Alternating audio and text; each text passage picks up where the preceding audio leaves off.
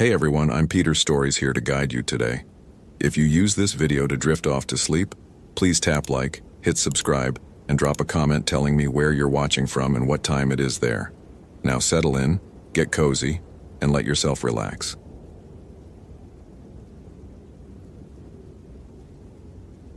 You let me drown, the voice said from behind Jennifer Nakamura, a child's voice, wet and hollow, speaking words that turned her blood to ice because she recognized it immediately. Recognized it despite 3 years of therapy, despite medication, despite moving to Washington specifically to escape the memories of that Montana lake, where 8-year-old Sophie Chen had gone under while Jennifer was supposed to be watching the swimming area. Jennifer spun around, her hand instinctively reaching for the radio on her belt, but the Hall of Moss's trail stretched empty in both directions. Nothing but ancient Sitka spruce draped in moss so thick it looked like green waterfalls frozen in time. And the voice came again. Closer now, directly behind her left ear. You let me drown, and now he's drowning too. Jennifer's breath came in short gasps, the sound too loud in the oppressive silence of the Hoh rainforest. Olympic National Park in October was always quiet, most tourists gone, the trails empty except for serious hikers. But this silence was wrong, absolute, as if every bird and insect had fled. The air felt heavy, saturated, water vapor so thick she could taste it. Her ranger uniform clung to her skin, soaked through from the constant mist that gave this place its reputation as the wettest location in the continental United States. Receiving over 12 feet of rain annually, she was here because of Tyler Dawson's message.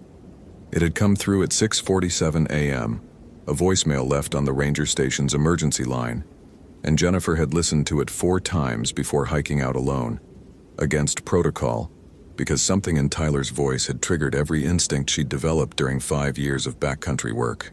The message had lasted 18 seconds. This is Tyler Dawson, permit number 2847. I'm on the Hall of Moss's trail and something's wrong. There's water everywhere, but it's not raining, and I keep seeing static. Then Tyler's voice again, higher, strained. Oh God, she's wet. Why is she so wet? Then silence. Then a sound like water rushing. Then the call dropped. Jennifer had tried calling back. No answer. She checked Tyler's permit. He was a landscape photographer from Seattle, experienced, well-equipped, camping legally at the Hoh River campground. His emergency contact was his sister in Tacoma. He'd been in the park for 3 days, shooting the autumn colors, and his permit was valid for another 4. The Hall of Moss's trail was a gentle loop, only 0.8 miles, elevation gain minimal, popular with families.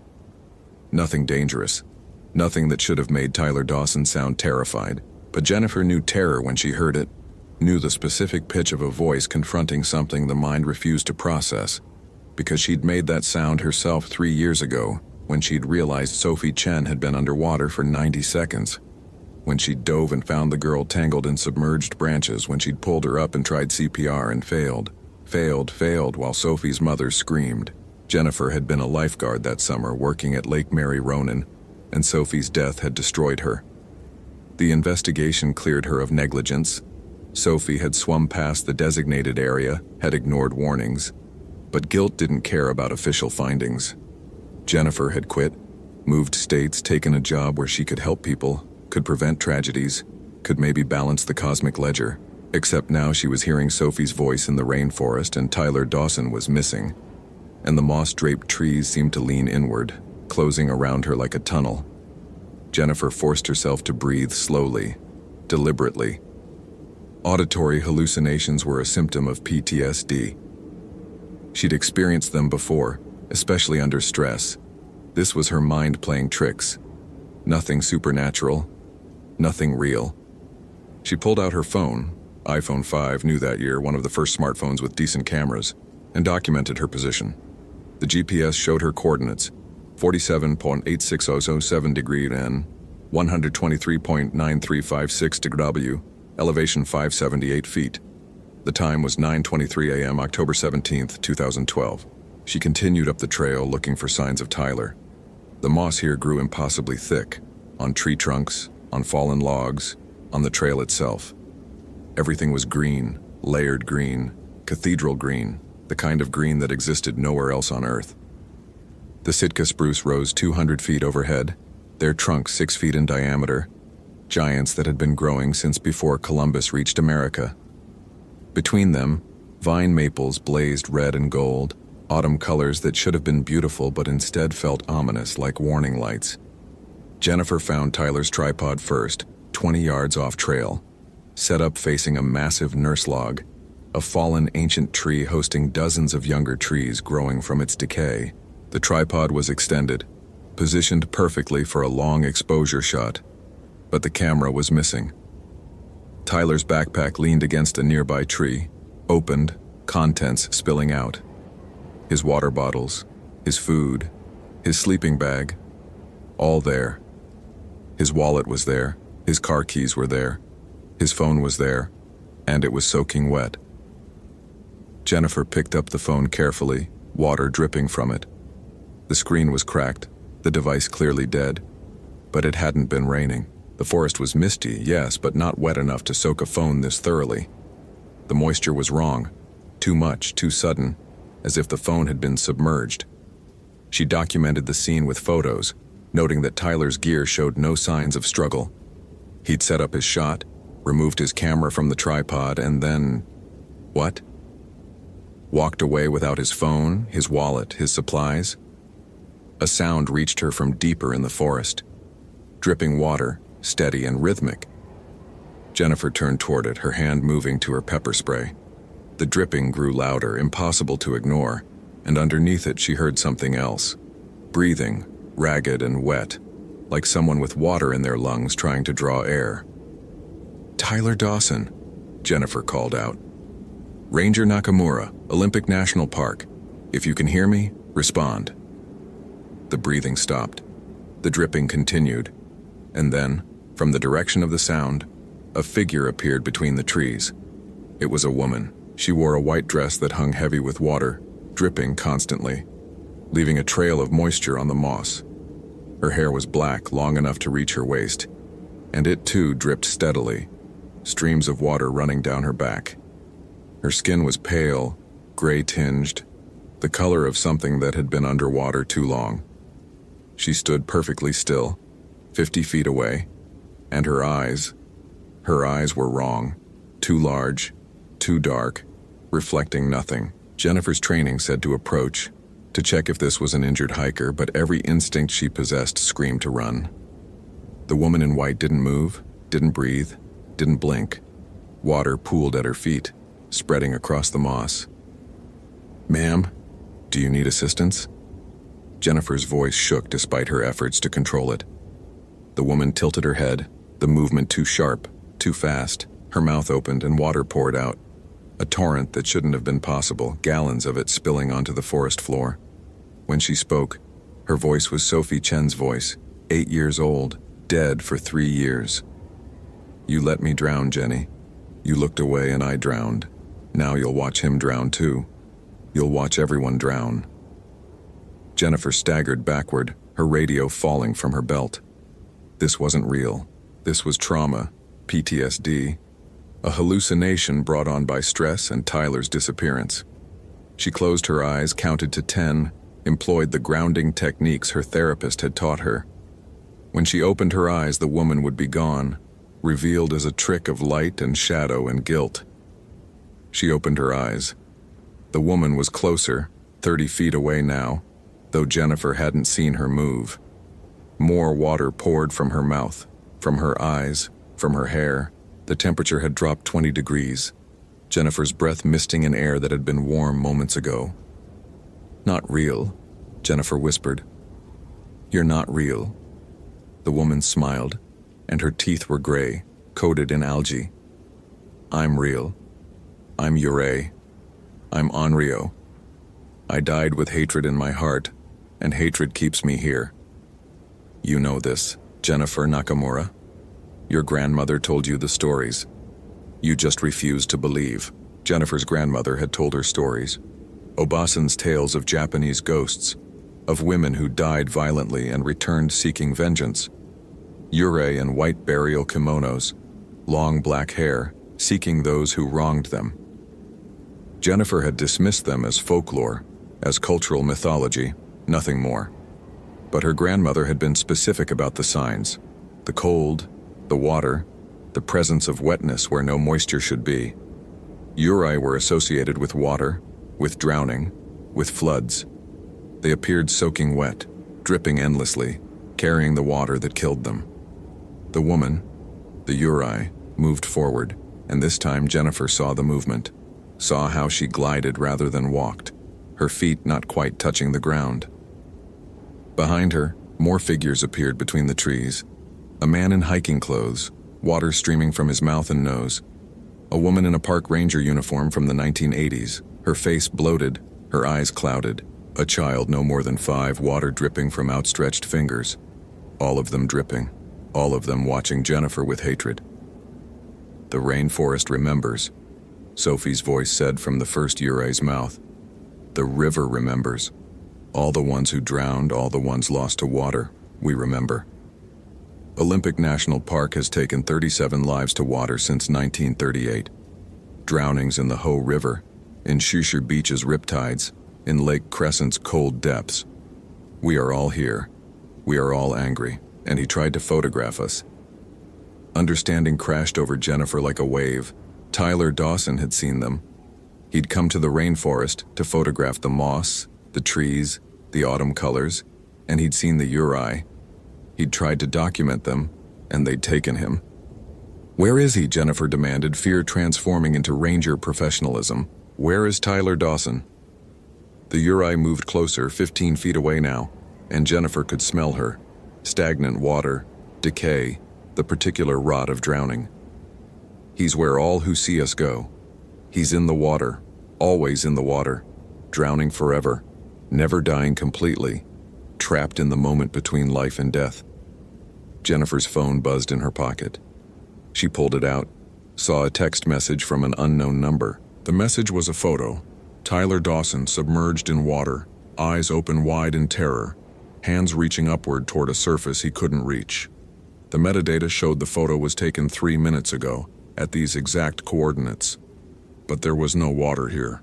The nearest river was half a mile away. Jennifer looked up from her phone, and the Uri were closer, surrounding her in a tightening circle.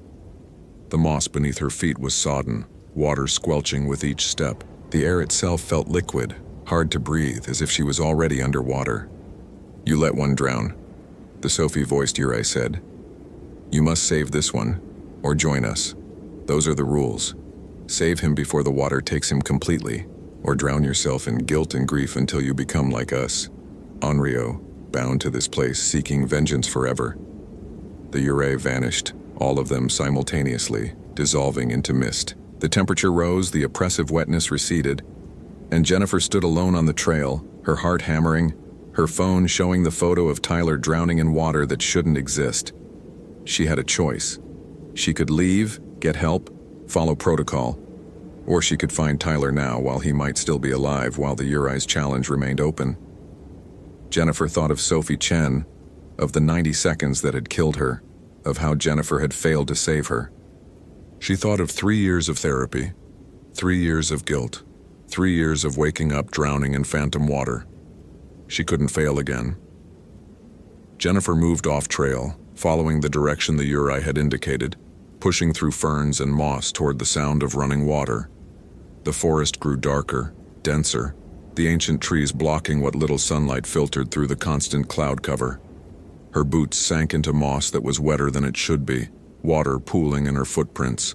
She found the river after 10 minutes of bushwhacking, a tributary of the Ho River, narrow but deep, moving fast with glacial melt. The water was gray-green, opaque, impossible to see into. And standing at the river's edge was Tyler Dawson. He was soaked, his photographer's vest heavy with water, his expensive Nikon camera still hanging around his neck. He stared at the river with the blank expression of someone in deep shock. His lips were blue. He was shaking violently. "Tyler!" Jennifer shouted. "Tyler Dawson, I'm Ranger Nakamura. Step away from the river." Tyler didn't respond.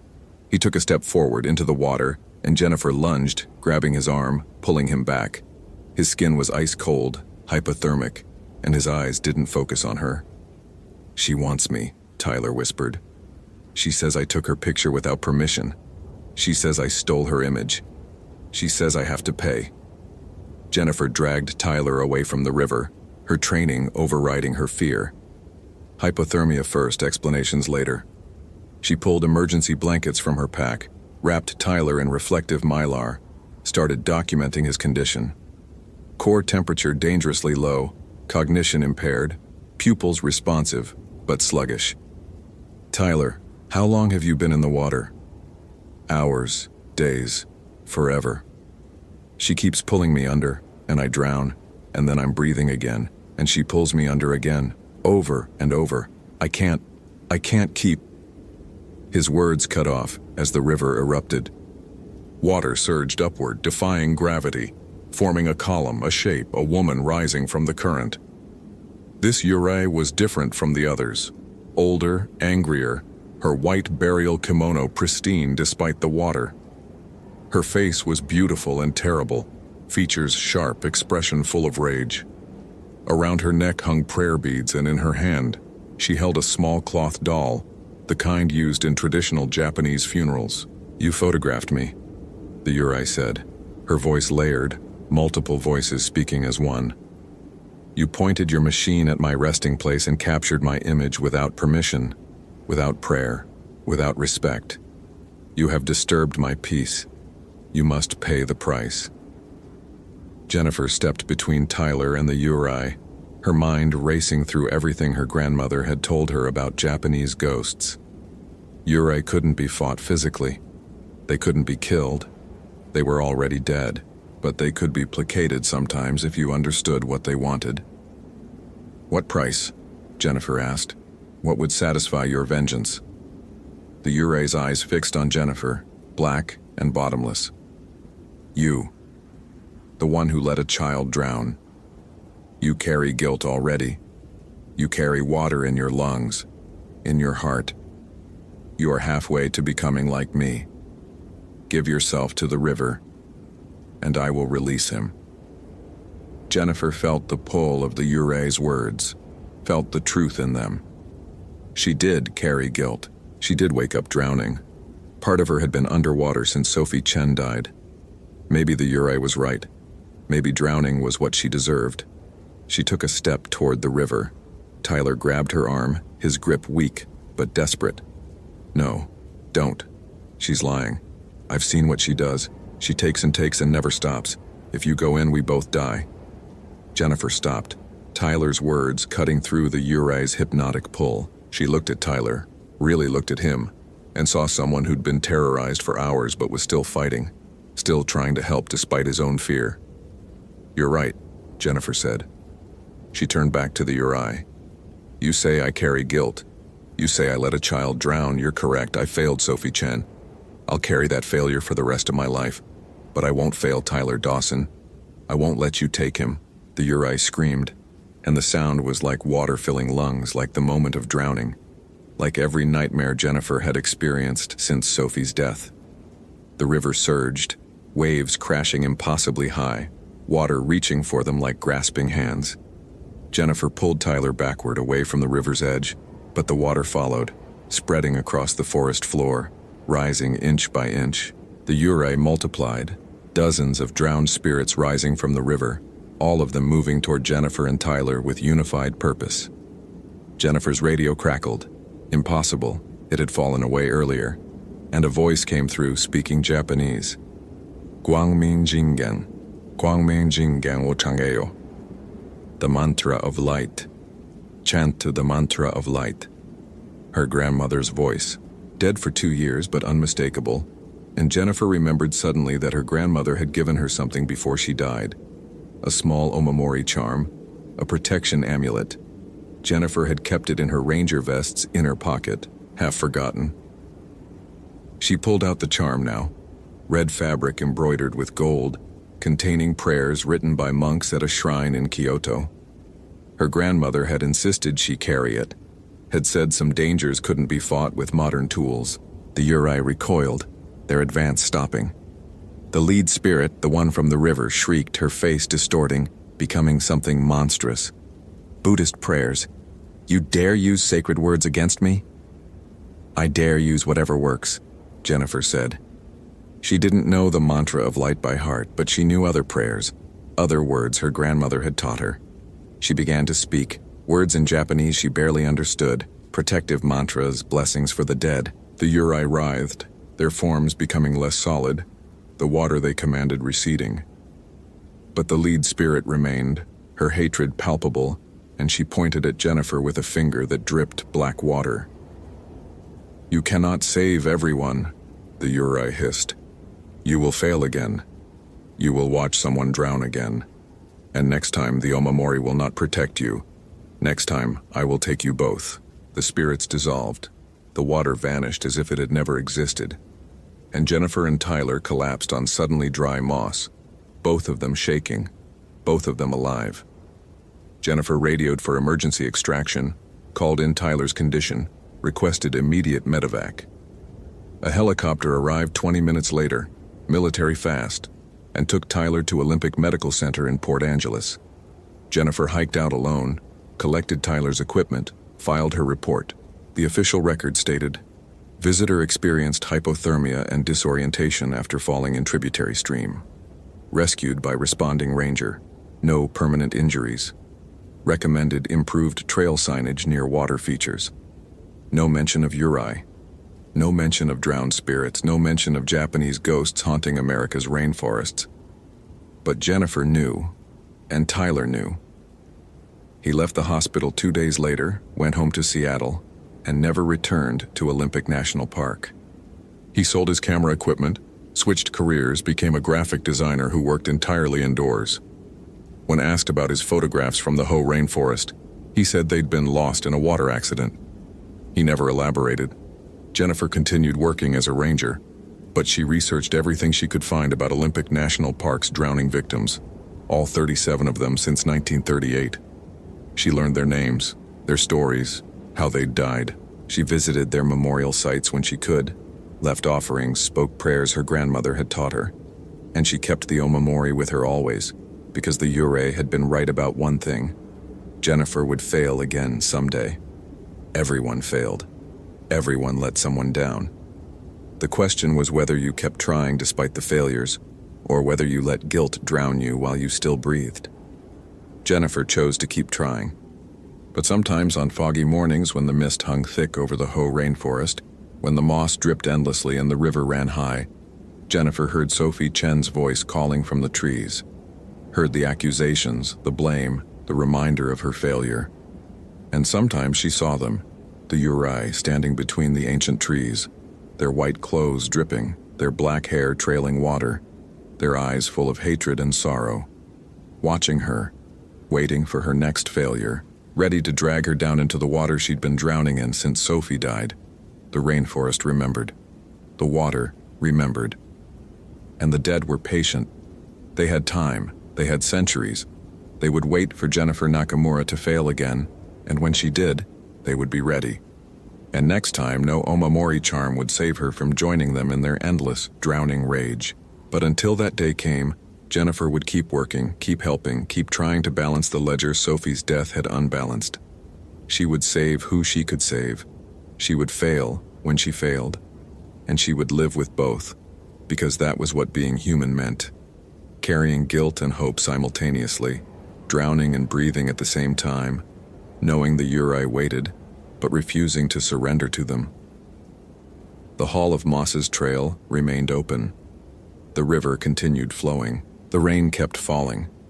And in the deepest parts of the forest where the moss grew thickest and the light never fully penetrated, the drowned spirits waited, their patience infinite, their vengeance eternal, their wet footprints appearing on trails where no one walked, their voices calling to those who carried guilt, inviting them into the water, into the drowning, into the cold embrace of Onryo's eternal rage. Hope you felt genuine terror.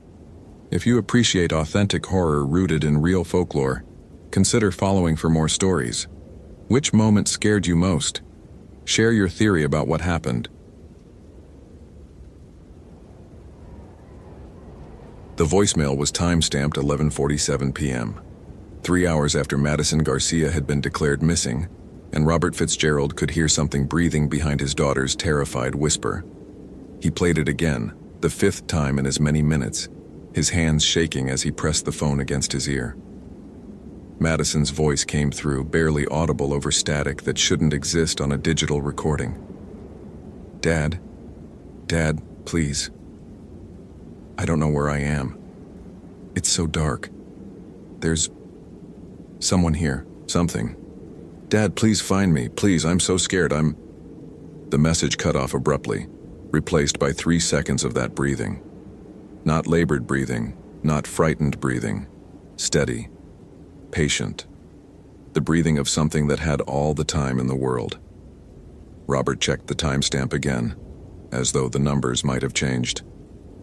11:47 p.m., October 3rd, 2006. But Madison had been reported missing at 8:30 p.m. when she failed to return from a solo day hike on the Hoh River Trail. He'd received the call from Park Dispatch at 9:15 p.m., had been driving toward Olympic National Park ever since, his hands white-knuckled on the steering wheel for 3 hours of wet Washington roads. Madison couldn't have left that voicemail at 11:47 p.m. She couldn't have had cell service in the backcountry even if she'd wanted to.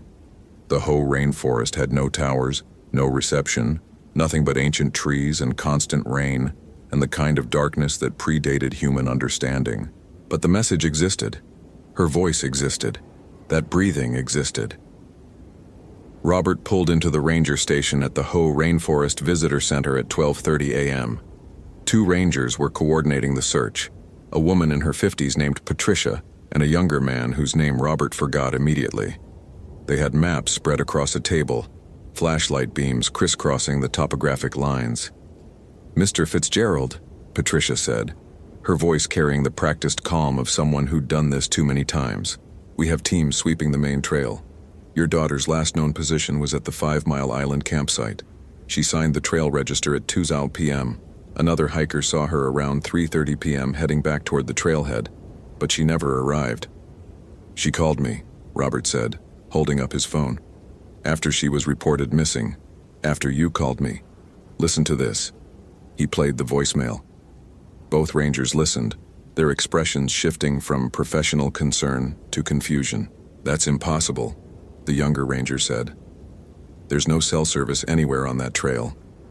Even satellite phones are unreliable under the canopy. And yet here it is." Robert's voice was harder than he intended. My daughter's voice, asking for help. "Are we going to stand here discussing the impossibility, or are we going to find her?" Patricia held up her hands, placating. "We're doing everything we can. But Mr. Fitzgerald, you need to understand. The Hoh Rainforest is one of the most challenging search environments in the country. Limited visibility, dense vegetation, constant rain, and the river makes everything dangerous. We have experienced SR teams out there right now, but it's going to take time. Then let me help. I know these trails. I used to bring Madison here every summer when she was little, before the divorce, before she moved to Seattle with her mother." Robert's voice cracked on that last part, and he hated himself for it. "Please, she's 17, she's my daughter, I can't just sit here." The rangers exchanged glances. Robert knew what they were thinking. Distraught parent, liability, someone else to worry about in already difficult conditions. But he also knew they couldn't legally stop him from entering a public trail. "If you go out there," Patricia said finally, "you stay on marked trails. You check in every hour on your radio, and if conditions deteriorate further, you come back immediately. Understood?" Robert nodded, already moving toward his truck to grab his gear. He'd been a ranger himself once, 20 years ago, before Madison was born, before he'd taken the steadier job with the Forest Service that involved more desk work and less field time. He still maintained his wilderness first aid certification, still kept emergency equipment in his vehicle, still remembered the protocols even if his body was 20 years older. The rain was constant as he headed up the Hoh River Trail, his headlamp beam barely penetrating the darkness. The temperate rainforest pressed in from all sides, massive Sitka spruces and western hemlocks rising into invisible canopy, their trunks draped with club moss that glowed an eerie green in his light. The trail was a river of mud, and the actual Ho River roared somewhere to his left, swollen from days of October rain. Robert tried Madison's cell phone every 5 minutes, knowing it was futile, but unable to stop himself. No service, no connection, just dead air, and the futile hope that somehow, impossibly, she might answer. He reached 5 Mile Island at 2 a.m. The campsite was empty, yellow caution tape marking where the search teams had already processed the scene. Robert ducked under the tape, not caring about protocols, and examined the area with his flashlight. Madison's backpack leaned against a moss-covered log. Robert's hands trembled as he opened it, inventorying the contents with a father's intimate knowledge. Her journal, the leather one he'd given her for her 16th birthday, a Canon point-and-shoot camera, water bottles, mostly full, energy bars, untouched, first aid kit, unused. Everything was here, everything except Madison. He opened the journal, flipping to the last entry. Her handwriting, recognizable and precious, filled the page. October 3rd, 3:00 p.m. Made it to 5 Mile Island. The forest is incredible, so green it hurts to look at. Found some interesting fungi specimens near the river. We'll photograph before heading back. There's something weird here, though. A smell, like copper and old meat, and the birds have stopped singing. Dad always said to trust instincts in the wilderness. Mine are screaming at me to leave. But I want to get photos of the fungi first. They're growing in a pattern I've never seen before, almost like a circle, like someone planted them deliberately. Later, the fungi circle is bigger than I thought, at least 20 feet across. There are bones in the center. Animal bones? They look old. There's writing carved into the trees around the circle. Not English. Not any language I recognize. Eastern European, maybe? I'm taking photos, but I'm getting seriously creeped out. Time to go. Later. Something followed me from the fungi circle. I can hear it in the trees. It's not moving like an animal. It's too deliberate, too intelligent. And the smell is stronger now. I'm heading back to the trail, going to walk fast and not look back. Dad, if you're reading this and I'm not around to stop you, I'm sorry for whatever you're about to go through. The entry ended there, mid-thought, as though Madison had been interrupted. Robert's radio crackled. Fitzgerald, this is base. Status check. I'm at 5 Mile Island, he said, his voice steady despite the ice in his stomach. Found her journal. Last entry mentions following something and fungi arranged in a circle with bones. I'm going to find this circle.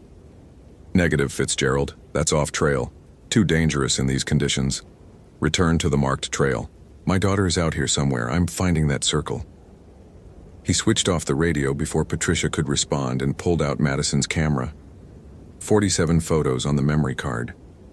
He scrolled through them, his thumb wet from rain and shaking from something that wasn't cold. The first 30 photos were typical Madison. Artistic shots of moss patterns, light filtering through the canopy, the river in motion. Then the fungi appeared. Chanterelles, or something similar, growing in a perfect ring. The next photo showed the bones Madison had mentioned. Deer skulls, he thought at first, but the proportions were wrong, too elongated, too human. Photo 37 showed the carved trees. The symbols were crude but deliberate, and Robert recognized them from somewhere deep in his memory. 20 years ago, when he'd been a younger ranger, an older colleague had shown him similar markings. Old country superstitions, the man had said. Romanian immigrants who settled in the Pacific Northwest in the 1800s. They brought their folklore with them, their fears. This particular symbol is a ward, meant to trap something in, or keep something out. The final photos on Madison's camera made Robert's breath catch. They were blurred, taken while running, but he could make out shapes in the background. Humanoid but wrong. Too tall, limbs bent at incorrect angles, moving through the trees with a fluidity that suggested joints that didn't exist. And in the last photo, barely visible in the edge of the frame, a face. Pale, gaunt, with eyes that reflected the camera flash like an animal's. But the expression was human, intelligent, hungry. Robert's phone buzzed. Another voicemail. He fumbled it from his pocket, nearly dropping it in the mud. "Dad." Madison's voice, but different now. Flatter. "Don't come looking for me, it's too late, I don't know what I am anymore. It bit me, Dad, at the circle. It bit me and then it showed me things. Memories. It's memories. Centuries of memories. People who came to the forest and never left. People it turned. People it made into what it is." A pause, filled with that same breathing from the first message. "I'm so cold, Dad. But I'm not afraid anymore. Isn't that strange? I should be terrified, but I'm just empty and hungry, so hungry. You need to leave. You need to go back to Seattle and forget you had a daughter named Madison. Because what's walking around in this forest wearing my face isn't her anymore." The message ended. Robert stood frozen in the rain, the phone slipping from his numb fingers into the mud. A voicemail sent from a place with no cell service. A daughter who claimed she wasn't his daughter anymore, and somewhere in this rainforest, something ancient and evil that wore human faces and fed on human flesh. He found the fungi circle at 3:30 a.m., exactly where Madison's photos suggested it would be. The bones were still there, arranged with deliberate care around a central depression in the earth. The carved trees surrounded the clearing, their symbols weathered but still legible in his headlamp beam. And there were more bones now. Fresh ones, still red with tissue. Robert's radio crackled despite being turned off. Madison's voice came through the speaker, but wrong, layered with something underneath that sounded like grinding stone. "Hello, Father. I'm glad you came. I wanted you to see. I wanted you to understand what I've become." Movement at the edge of the clearing. Robert spun, his headlamp catching a figure between the trees. Madison, or something wearing her shape. She wore the same hiking clothes she'd had on when she left Seattle yesterday morning. But they were torn and stained with mud and something darker. Her skin was pale, waxy, wrong in the artificial light, and her eyes reflected his headlamp beam, twin points of red that belonged to a predator, not a girl. "Madison?" His voice broke on her name. "Not anymore. That name belongs to someone who died yesterday. Someone young and warm and alive. I remember being her. I remember loving you. I remember every summer in this forest. Every lesson you taught me about respecting the wilderness. But those memories feel like someone else's, like a story I was told." She stepped into the clearing, and Robert saw the bite mark on her neck. Deep, ragged, already infected with something that made the flesh around it look mottled and gray. "What happened to you?" "The strigoi," she said, and the word felt heavy with age and horror. "That's what it called itself. What it made me. The original one is old, Dad. So old. It came here with Romanian loggers in 1887, and it's been feeding on hikers and hunters ever since. The forest hides the bodies. The rain washes away the blood. And every few decades, when it gets lonely, it makes a new one. Someone to share the hunger with. Someone to help it hunt." Robert's hand found the knife on his belt, though he knew with terrible certainty that a blade wouldn't help against what his daughter had become. "You're still in there," he said desperately. "Madison, you're still in there. We can get you help. Medical attention. There has to be a cure. Something. There is no cure for being dead, Dad." She moved closer, and Robert could smell her now. That copper and old meat scent from Madison's journal entry, mixed with decay and something else. Something that made his hindbrain scream warnings. "My heart stopped beating 12 hours ago. My blood is cold. My body is decomposing even as it walks and talks and pretends to be human. But the thing inside me, the infection or spirit or whatever it is, it keeps the meat animated, keeps it functional, keeps it hungry. Then fight it. You're strong, Madison. You're my daughter. You can fight this." She laughed, and the sound was wrong, pitched in a register that made his ears hurt. "I don't want to fight it. Don't you understand? The hunger is everything now. It's purpose. It's meaning. It's the only thing that makes this cold, dead existence bearable." More movement at the clearing's edge. Another figure, and then another. Bodies in various states of decay, all wearing the tattered remains of hiking gear from different decades. The Strigoy's other children, Robert realized. How many people had disappeared in Olympic National Park over the years? How many had been dismissed as lost hikers or animal attacks? "You brought friends," Madison said, following his gaze. "They're curious about you. My father, the ranger, the man who taught me to love these woods. They want to know if you taste different because of our connection, if love flavors the meat." Robert backed toward the edge of the clearing, his mind racing through impossible options. Run? He'd never make it. Fight? Against multiple undead predators, call for help? His radio was dead, his phone had no service, and even if rescue came, what could they do against this? "I don't want to hurt you, Dad," Madison said, and for just a moment her voice sounded like herself, young, frightened, human. "But the hunger, it's so strong, and you're right here, and you smell so alive."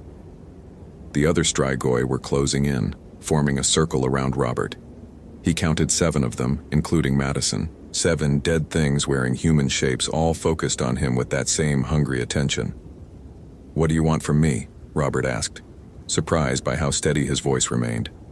"If you're going to kill me, just do it. Don't make me watch my daughter become a monster first." "But that's exactly what I need you to see," Madison said. "The original Strigoi, the one who made me, it told me something important. It said the only way to truly turn is to feed on someone you loved in life, someone whose blood carries meaning. Without that, we're just corpses that walk. But with it, we become immortal, unkillable, eternal." Understanding hit Robert like a physical blow. "You need me." "I need you to choose," Madison corrected. "Let me feed, and I become something greater than human. Something that will walk these forests for centuries. Or stop me somehow and let me rot into the earth like I should have yesterday. Either way, you're not leaving this clearing alive. But you can choose what your death means." Robert's hand tightened on his knife. Could he use it on his own daughter? Even knowing she was already dead, even seeing what she'd become, could he drive a blade into her heart? One of the other Strigoi lunged forward, impatient. Robert spun, slashing with the knife, and felt the blade connect with cold, dead flesh. The creature recoiled, black fluid oozing from the wound, but it wasn't enough to stop it. Another Strigoi grabbed Robert's arm, its grip impossibly strong, fingers digging into his flesh with enough force to make bones creak. "Stop!" Madison's voice commanding. The other Strigoi froze, and the one holding Robert released him. "He's mine. My choice, my kill." She approached slowly, and Robert could see the struggle in her expression. Whatever Madison had been fighting against it, trying to hold on to the humanity that was slipping away with every passing moment. "I love you, sweetheart," Robert said quietly. "No matter what you've become, no matter what you do, you're still my daughter. You're still the little girl who used to collect mushrooms and name the trees and fall asleep during our camping trips with her head on my shoulder." Madison stopped, something flickering in those red reflecting eyes. Don't make this harder than it already is." "I'm not going to fight you," Robert said, making a decision that felt both insane and absolutely right. "If this is what you need, if feeding on me gives you, I don't know, peace, completion, whatever it is you're looking for, then do it. But know that I love you, that I've always loved you, that even now, standing here facing what you've become, I love you." He put down the knife, stood unarmed in the center of the clearing, waiting. Madison moved closer, and Robert could see she was crying.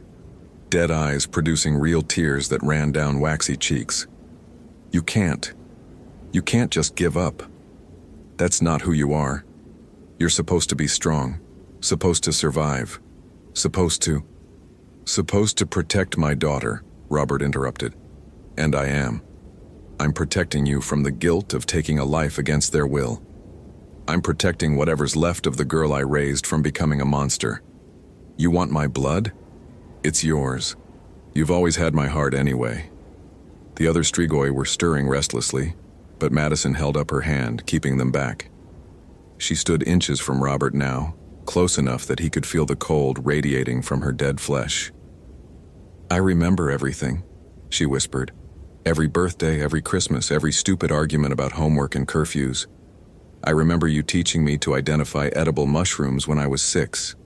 I remember you crying at my 8th grade graduation. I remember the last time I told you I loved you 3 weeks ago, and I meant it even though I was mad at you for missing my art show." "I remember too," Robert said softly. "All of it. And I wouldn't trade a single moment, even knowing it led to this." Madison's hands rose to his throat, fingers cold as ice against his skin. Robert didn't flinch, didn't fight, just looked into his daughter's eyes and tried to see the girl he'd raised, tried to believe she was still in there somewhere. "I can't," Madison said suddenly, stepping back. "I can't do it. Even with the hunger screaming at me, even with every instinct demanding that I feed, I can't kill you. I'm still your daughter. I'm still Madison Garcia, who's afraid of spiders and loves pizza with pineapple and wants to study mycology at the University of Washington. I'm still her. I have to still be her." The other Strigoi moved then, no longer held back by Madison's command. They rushed forward in a coordinated attack, and Robert understood that if Madison wouldn't feed, they would. But Madison stepped between them and her father, her body shielding his, and when she spoke, her voice carried an authority that came from somewhere deeper than death. "No, he's under my protection. Mine. And I will tear apart anyone who touches him." The Strigoi hesitated, and Robert saw the hierarchy revealed. Madison was new, recently turned, but she was stronger somehow. The daughter of a ranger who'd loved these forests, maybe that meant something. Maybe that gave her power in this place. The oldest Strigoi stepped forward. A woman, or what had been a woman, dressed in rotted clothes from the 1950s. When she spoke, her voice was a chorus of the dead. "You reject the feeding? Then you reject the transformation. You'll decay, child. Rot from within. In a week, you'll be mindless. In a month, you'll be dust. The only thing that sustains us is human blood, human life. Without it, death takes us properly." "Then let it," Madison said. "I'd rather be dust than a monster who ate her own father." The old Strigoi laughed, a sound like breaking bones. "Sentimental foolishness. You'll regret it when the pain starts, when your body begins to truly decompose. You'll beg us to teach you to hunt." "I won't. I'll walk into the river. Let the water take me. Let me disappear like I should have yesterday." The Strigoi considered this, then nodded slowly. "So be it. But the father stays here. He's seen too much, knows too much. We can't let him leave." "Then I'll stay too," Madison said. "I'll watch over him. Make sure you keep your distance. And when I finally fall apart, when there's nothing left of me but bones, maybe he'll be brave enough to walk away then." The old Strigoi smiled, revealing teeth that were too long, too sharp. "An interesting solution. Very well. We accept your terms. You and your father may remain in this clearing, but the moment you try to leave, the moment you break our agreement, we feed on you both, understood?" Madison nodded, and the other Strigoi melted back into the forest, vanishing between the trees as though they'd never been there. The clearing fell silent except for the constant rain and the distant roar of the Ho River. Robert sank to the ground, his legs finally giving out. "What just happened?" "I bought us time," Madison said, sitting beside him. "Maybe a week, maybe less. My body is already breaking down, I can feel it. Everything's starting to hurt in ways that living bodies don't hurt. And the hunger. Dad, the hunger is like having fire in my veins. But I'm not going to feed. I'm not going to become what they are. There has to be another way. Some way to stop this, to reverse it. There isn't. The old stories are true, Dad. The Strigoi legend, the vampire myths, they're all based on something real, something that spreads through bites and turns the dead into predators. The only cure is destruction. Fire or decapitation, according to the memories I inherited. And I don't have the courage to ask you to do that to me." Robert pulled his daughter close, not caring that her body was cold, that she smelled of decay, that she wasn't entirely human anymore. She was still Madison, still his little girl. And he had 1 week to figure out how to save her, or how to let her go. The rain continued through the night. Robert held Madison as she shook with the effort of resisting the hunger, as her body slowly deteriorated, as the infection that had killed her worked to remake her into something monstrous. She told him everything, about the original Strigoi, about the bite, about the moment her heart stopped and something else started. She described the hunger in terms that made Robert's stomach churn and his heart break.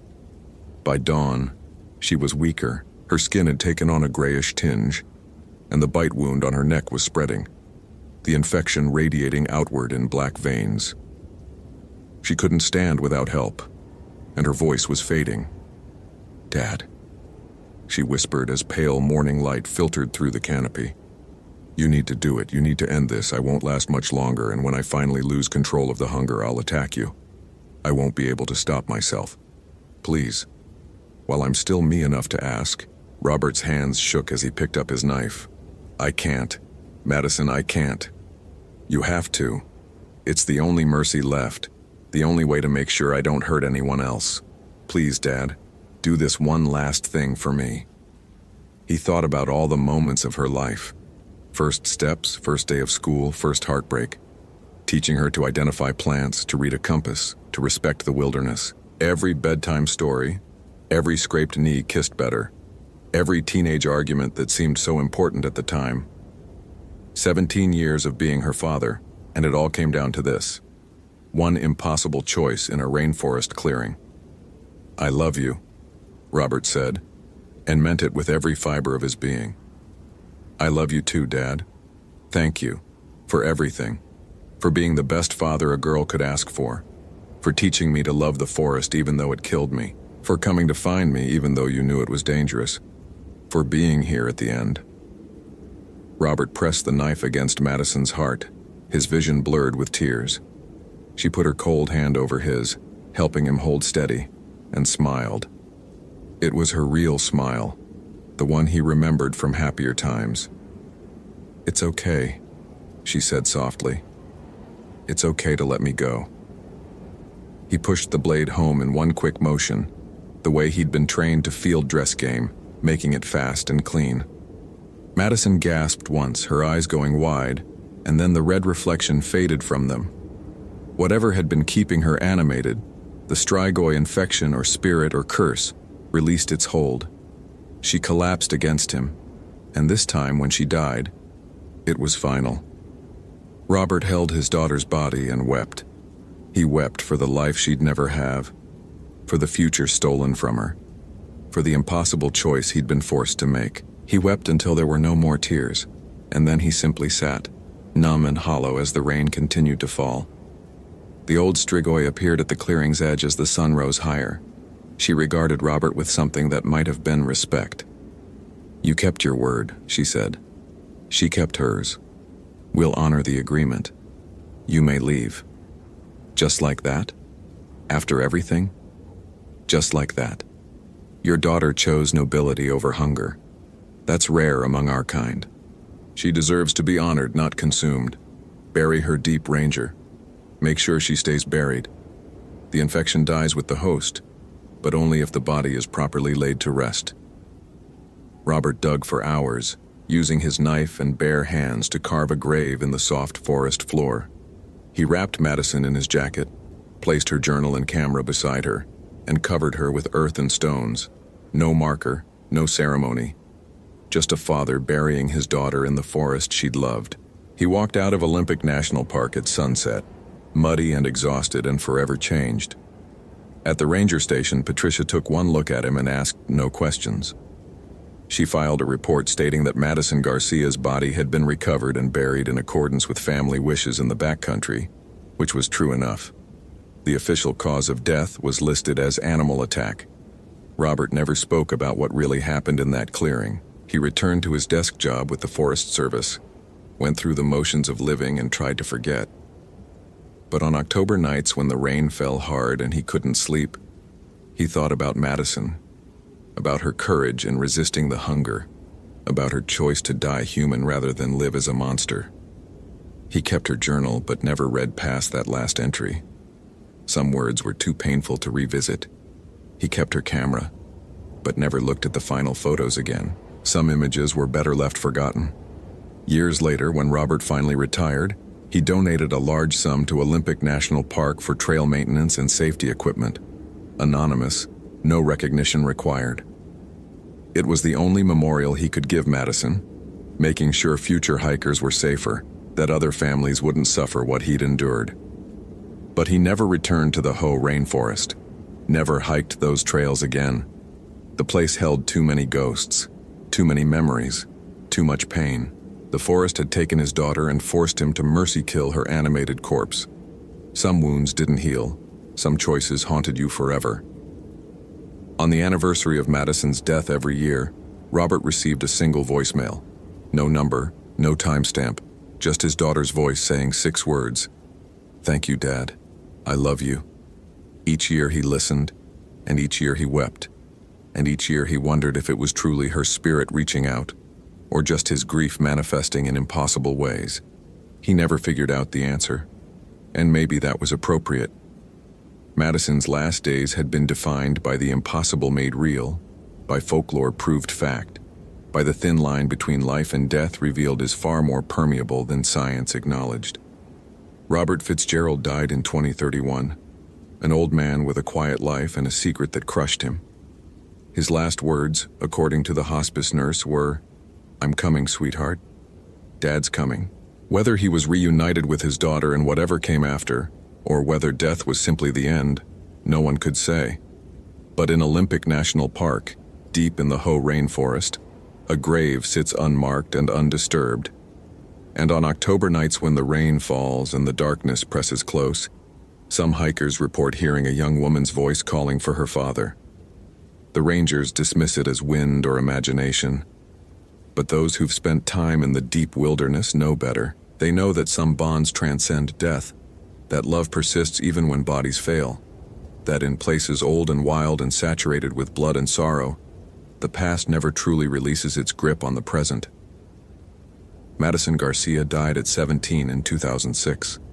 Her father died 25 years later. And somewhere in the space between, in the dark places where folklore and reality blur, a daughter waited for her father to find her one last time. Hope you felt genuine terror. If you appreciate authentic horror rooted in real folklore, consider following for more stories. Which moment scared you most? Share your theory about what happened. David, you need to listen very carefully to what I'm about to tell you.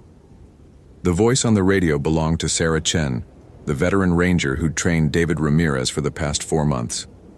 But something was wrong with it. The cadence was off, words coming too fast, syllables running together like she was speaking through water. "Sarah?" Ramirez pressed the transmit button on his Motorola radio. "You're breaking up. Say again?" "Don't trust what you see. Don't trust what you hear. Don't trust..." Static swallowed the rest, then cleared. "Following you. It's been following you since Cades Cove. Check behind you. Check now." Ramirez spun, hand dropping instinctively to the can of bear spray on his belt. The trail behind him was empty. Just the standard Appalachian summer afternoon, all green humidity and cicada buzz. He was 3 miles up the Anthony Creek Trail in Great Smoky Mountains National Park, well within the boundaries of the most visited park in America.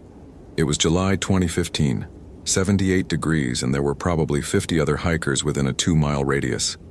Nothing to be afraid of. "Sarah, I don't see anything. What's going on?" No response. Just static, then silence. Ramirez had been a park ranger for exactly 4 months and 6 days. This was his first real assignment after training, his first solo patrol, his first time being responsible for anything more serious than giving directions to tourists. He'd taken the job because it seemed safe. Great Smoky Mountains wasn't Denali or Yellowstone, wasn't somewhere you had to worry about grizzlies or avalanches. It was a tourist park, family-friendly, the kind of place where the biggest danger was usually someone trying to take a selfie with a black bear. The radio crackled again, but this time it wasn't Sarah's voice. It was his voice, David Ramirez's voice, speaking words he wasn't saying. Turn around. Look behind the big oak. Third tree from the trail. You'll see. Ramirez's blood went cold. He wasn't transmitting. His finger wasn't on the button, but his own voice continued, calm and helpful. Connor Burke is there. What's left of him? You wanted to find him, didn't you? 4 days missing, presumed lost, but he's not lost. He's very, very found. Connor Burke. The missing person case that had brought Ramirez out here in the first place. 35 years old. Professional photographer. Last seen on July 18th hiking the Anthony Creek Trail with enough camera equipment to film a documentary. His wife had reported him missing when he didn't return to their rental cabin. Standard procedure. Check his last known location. Look for signs of injury or distress. Probably find him with a twisted ankle waiting for help. Except now Ramirez's own voice was coming through the radio, telling him to look behind a tree. He approached the oak slowly. It was massive, probably 300 years old, trunk thick enough that 3 people holding hands couldn't encircle it. The bark was scarred with deep gouges that looked fresh, sap still weeping from the wounds. And behind it, partially hidden by a tangle of rhododendron, Ramirez's stomach lurched. It was a pile of clothes. Burke's clothes, based on the description from the missing person report. North Face hiking pants, REI shirt, Morel boots. They were arranged carefully, almost lovingly, folded and stacked like someone had taken them off to go swimming. But there was no body, just the clothes, and inside them, fur. Dark fur, coarse and thick, mixed with what looked like skin that had been shed like a snake's. And on top of the pile, Burke's Canon 5D Mark III camera, lens pointing up at the canopy. The power light was on. Recording. Ramirez grabbed the camera, hands shaking. The LCD screen showed 3 hours, 47 minutes of footage. He hit play, and Connor Burke's face filled the frame, sweating, terrified, whispering directly into the lens. If you're watching this, don't come looking for me. I'm not myself anymore. It started 3 days ago. I was photographing a deer near Cades Cove and I saw something wrong with it. Its legs were bending backward and its eyes, God, its eyes were human. It saw me seeing it, and it smiled. Burke's hands were trembling so badly the image shook.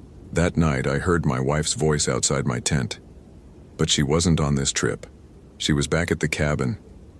The voice sounded exactly like her, calling my name, saying she was lost and needed help. I almost went out. Almost. But I looked through the tent flap and saw. The image jerked as Burke fumbled with the camera. When it steadied, it showed the tent entrance. Through the mesh, something stood in the moonlight. Roughly human-shaped but wrong, proportions off, moving with a fluidity that made Ramirez's eyes hurt. And its face cycled through expressions like someone flipping through a photo album. Burke's wife, then Burke himself, then people Ramirez didn't recognize, then faces that weren't quite human at all. Skinwalker, Burke whispered. I'm from Arizona originally. My grandmother was Navajo. She told me stories about Yineld Lushi, witches who wear animal skins to transform. I thought they were legends, metaphors. But this thing, it's real, and it's hunting me. And I think, Burke's voice broke.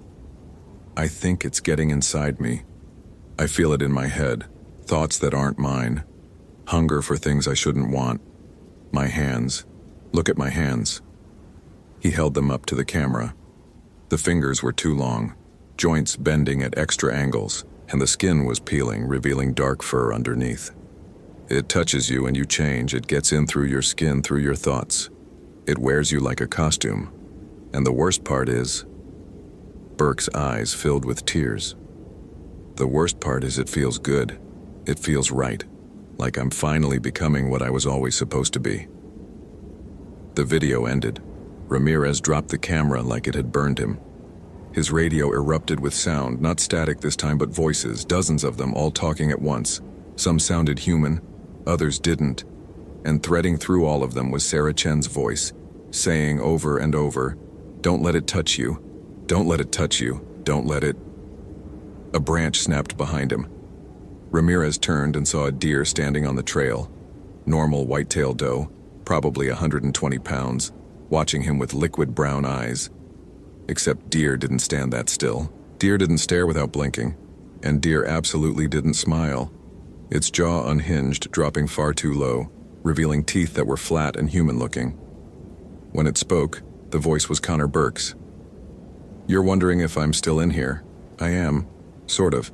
It's hard to explain. We're both here now. Both sharing. It's not so bad once you stop fighting." Ramirez backed away slowly. The deer, the thing that looked like a deer, took a step forward and its front legs bent backward with a wet cracking sound. It rose up on its hind legs, body elongating, spine extending. The fur rippled like water, revealing patches of human skin underneath. And the face was Connor Burke's. But it was also still deer, features overlapping impossibly, existing in the same space. Deer snout and human nose, antlers growing from Burke's temples, eyes that were both brown and yellow and hungry. "It wants to meet you," Burke said through that impossible mouth. "It's been watching you for days, ever since you started working here. Fresh meat, untrained, vulnerable, perfect." "What are you?" Ramirez managed, voice cracking. "I told you. Skinwalker, ye Nald Lushi. The ones who walk on all fours wearing skins that aren't their own. We're old, David. Older than your parks, older than your governments. We were here when these mountains were young, and we'll be here when they're dust." The thing that wore Burke took another step closer. Its body kept shifting, deer to human to something in between, never settling on one form. "The Navajo know about us. They have rules. Don't say our name after dark. Don't look if you hear your name called in the woods. Don't follow voices. Don't—" It smiled wider. "Don't let us touch you." Ramirez ran. Behind him, laughter echoed. Burke's laugh, then Sarah's, then his own. Then sounds that weren't laughter at all, but something that mimicked the emotion without understanding it. The forest erupted with noise, footsteps running parallel to him on both sides, branches breaking, voices calling his name in a dozen different pitches and accents. He burst off the trail into thick undergrowth, rhododendron slapping his face, thorns catching his uniform. No destination in mind, just away, just not here, just anywhere but near that thing that had been Connor Burke and was now something else entirely. A hand grabbed his shoulder. Ramirez screamed and spun, bear spray already in his hand, finger on the trigger. But it was Sarah Chen. Actually Sarah this time, looking just as terrified as he felt. "David, thank God. I've been trying to reach you. The radio's been compromised. It's been imitating me, hasn't it?" Ramirez nodded, gasping. "Burke. I found Burke. I know. I've been tracking it for 3 days, ever since we found the first body." Sarah grabbed his arm, pulling him deeper into the forest. "There's a shelter half a mile from here. Old CCC cabin built in the 30s. It has iron reinforcement in the door frame. Iron interferes with their transformation. We'll be safe there." They ran together, Sarah leading. She moved with the confidence of someone who knew these trails intimately, and Ramirez followed blindly, trusting her experience. "How many?" he gasped. "How many has it killed?" "7 that we know of. But it's been here longer than that. Decades, maybe. The old-timers in Gatlinburg talk about people disappearing in these mountains going back to the 1920s. We thought it was just dangerous terrain, black bears, the usual explanations. But there were always weird details. Clothes found perfectly folded, tracks that changed from human to animal mid-stride, witnesses reporting impossible things. The cabin appeared through the trees, rough-hewn logs, slate roof, looking like it had grown from the forest itself. Sarah pushed through the door and Ramirez stumbled in after her, slamming it shut. There was indeed iron in the door frame, old nails and strapping reinforcement from a time when builders knew things that modern construction had forgotten. "We're safe," Ramirez panted. "For now." Sarah moved to a window, peering out through gaps in the shutters. It can't cross iron in its transformed state, but it's patient. It'll wait. And eventually we have to leave. Ramirez finished. "How do we fight it?" Sarah turned to look at him and her expression was odd, sympathetic, sad, resigned. David, there's something you need to understand about skinwalkers. They're not just shapeshifters. They're witches, humans who gave up their humanity through terrible rituals. Murder, usually. Cannibalism. They break the deepest taboos and in exchange, they gain power. The ability to wear skins, to steal voices, to change forms. But they never stop being human underneath. That's what makes them so dangerous. They understand us, they know our fears, our weaknesses. They know exactly what to say, exactly how to act to make us trust them. Okay, but how do we? They also gain the ability to infect others. A scratch, a bite, sometimes just prolonged contact. The victim starts to change. Slowly at first. Thoughts that aren't their own, instincts that are too animal. Then physical changes. Extra joints, fur under the skin, bones that reshape themselves. Eventually, the original person is gone, replaced by something new, something that serves the original skinwalker. Ramirez felt cold spreading through his chest. Sarah, what are you saying? She smiled, and her teeth were wrong. Too sharp, too many, rows of them like a shark. I'm saying that I was infected 6 months ago, and I've been very, very patient, waiting for the right person to pass it to. Her face rippled. The skin split down the middle, peeling back to reveal something underneath. Dark fur, yellow eyes, a snout full of teeth. But parts of Sarah remained, her human features overlapping with the animal ones, creating something that hurt to look at directly. The real Sarah Chen is still in here, the thing said with Sarah's mouth. She's screaming, actually. Has been for months, but she's getting quieter every day. Soon she'll be gone completely, and then I'll just be me. But I need help, need more of us, need to spread, and you. Those terrible teeth gleamed. You're perfect, young, inexperienced, already isolated out here. By the time anyone realizes something's wrong, you'll have infected 6 others. Ramirez backed against the wall, but there was nowhere to go. The cabin was small, maybe 12 by 12 feet. 1 door, 2 windows, no escape. Sarah's body continued to transform, clothes tearing as muscles reshaped themselves. She rose up to her full height, over 7 feet now, hunched, arms too long and tipped with claws that looked like they'd been carved from bone. Don't fight, she said, voice layering. Sarah's voice, something else's voice. Voices of people long dead but still present in the creature's memory. It hurts less if you don't fight. And like Connor said, it feels good eventually. Natural. Right. You become something better than human. Something free. Ramirez's hand found his knife. Just a standard folder 4-inch blade, completely inadequate. But it was all he had. The iron in the door, he said desperately. You can't transform with iron nearby. You said so. I said it interferes with transformation. Makes it painful. But David, I'm already transformed. The iron just means I can't change back. Sarah's clawed hand reached for him. Now hold still. This will only hurt for a moment. Ramirez dove under her reach, rolling across the rough floor, coming up near the door. His fingers found the iron latch, and he yanked it open, spilling out into the fading afternoon light.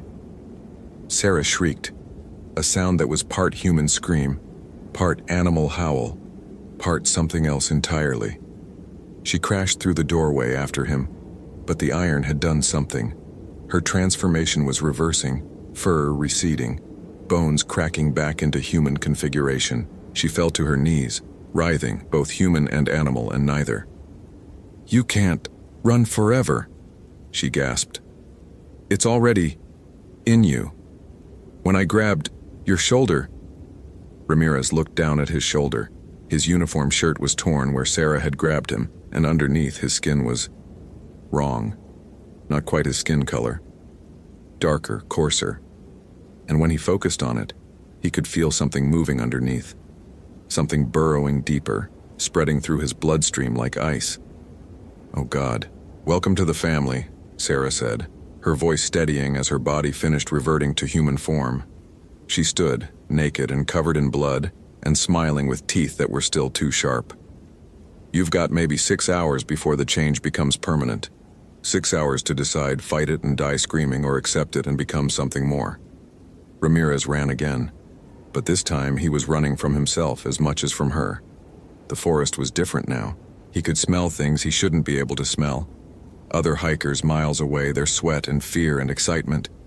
He could hear heartbeats, the rush of blood through veins, the tiny sounds of prey animals hiding in underbrush. And he was hungry. Not normal hungry, but starving.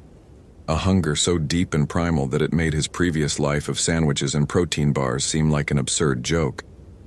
His vision was changing too, colors bleeding together while movements became sharper. He could track the path of individual insects through the air, could see heat signatures of warm-blooded creatures through solid wood.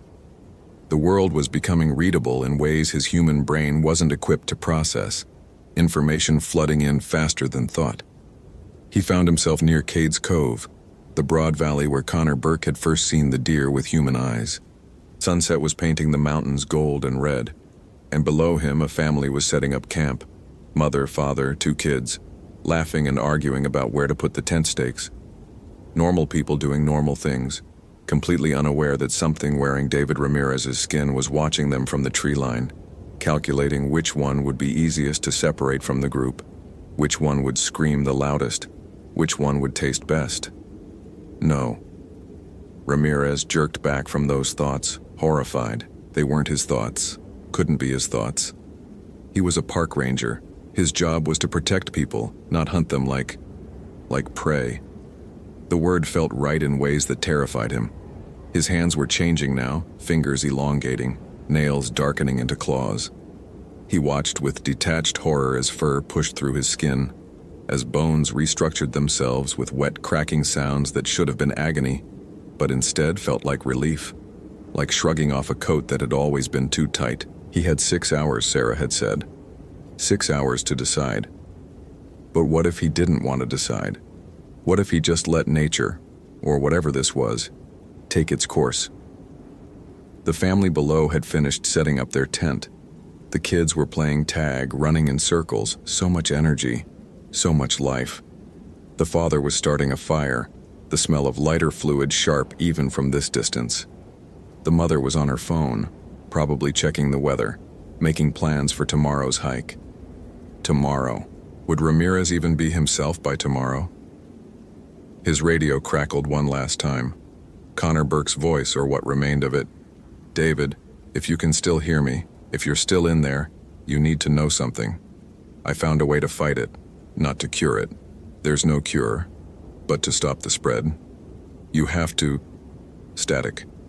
Before you lose control. Before you infect others. It's the only way. I'm sorry. I'm so sorry.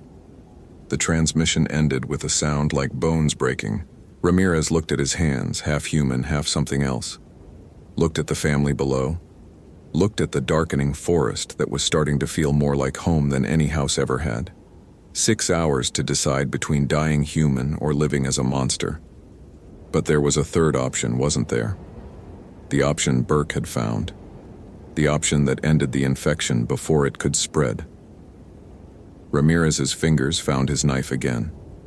The blade caught the last rays of sunlight, throwing golden reflections across his transforming skin. Below, the family's laughter echoed through the valley, innocent and pure and completely unaware of how close death was standing. He thought about his mother in El Paso, his kid sister who'd just started college, his friends who'd thrown him a party when he got the ranger job. He thought about all the hikers he'd helped over the past 4 months, all the lost tourists he'd guided back to safety, all the campfires he'd doused and bears he'd hazed away from food storage. He'd taken this job to protect people, to preserve wilderness, to serve something bigger than himself. One last act of service, then. Ramirez looked up at the stars beginning to emerge in the darkening sky. He wondered if Connor Burke had seen the same stars before making the same choice, wondered how many others had stood where he stood, feeling the change creep through their bodies, weighing the cost of their humanity against the seduction of transformation. The hunger was getting worse. His vision was almost entirely animal now, the world divided into prey and predators and nothing in between. The The father below was weak, soft from office work. Easy target. The mother would run. The kids would scream. It would be simple, natural, right? No. David Ramirez, 4 months and 6 days as a park ranger, 23 years old, raised Catholic though he hadn't been to Mass in years, took the knife in his trembling, fur-covered hand and pressed the blade against his throat. The last thing he thought before the blade bit deep was, "I'm sorry, Mom." The last thing he heard was laughter from the forest.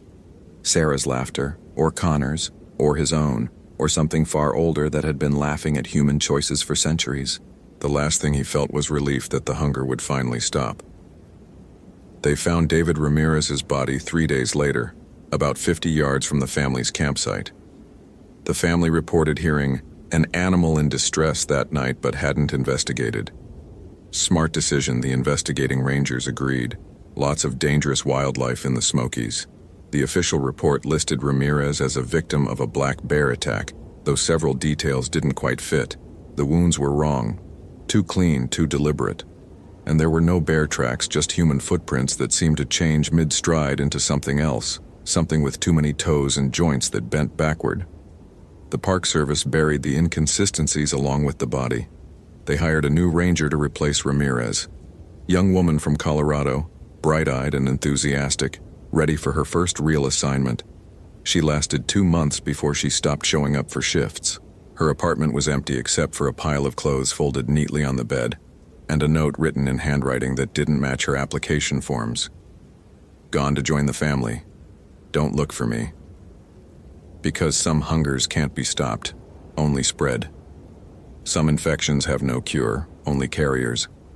And some families grow one member at a time, patient and persistent, wearing faces that used to be human but aren't, haven't been, will never truly be again."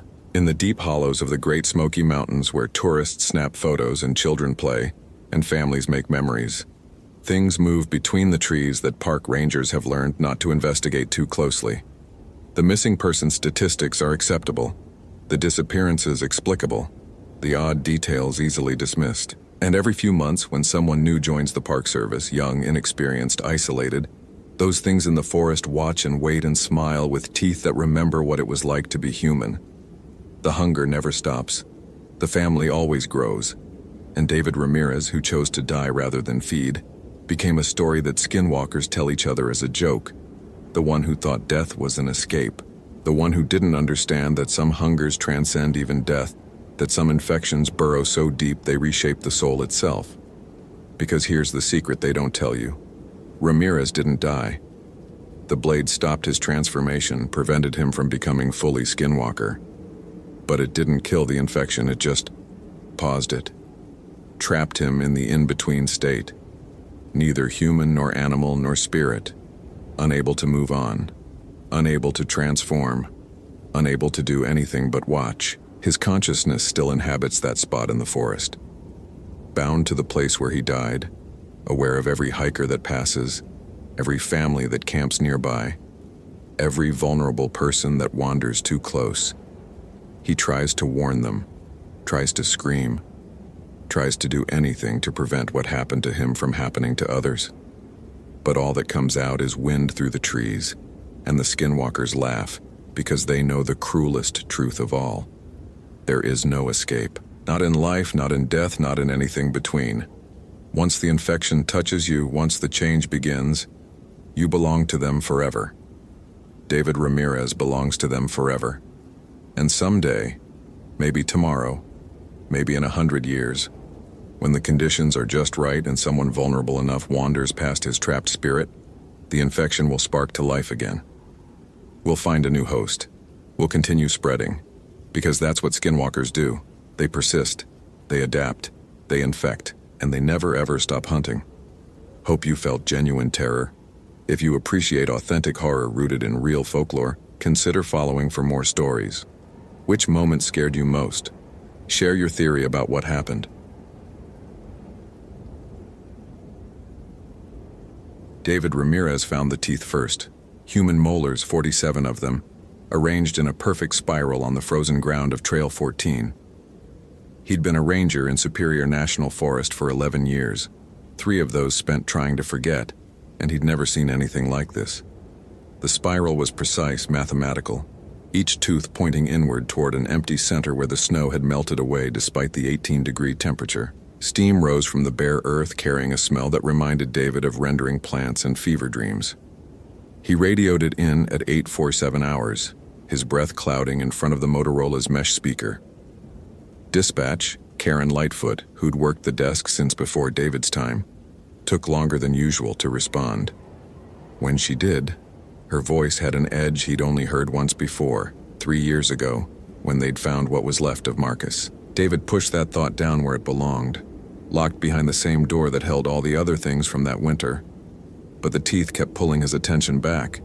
He counted them again, still 47. The steam had stopped rising, but the ground remained bare. Dark soil against snow that should have been pristine this deep in the Boundary Waters Canoe Area wilderness. The missing person report for Ashley Nguyen had come through 48 hours ago. 28 years old, experienced hiker, last known position somewhere along the Echo Trail corridor. Her Subaru was still parked at the trailhead, keys in the ignition, phone on the dashboard showing 43 missed calls from a contact labeled Mom. The phone's last GPS ping had placed her approximately 3 miles northeast, which meant she should have been nowhere near Trail 14.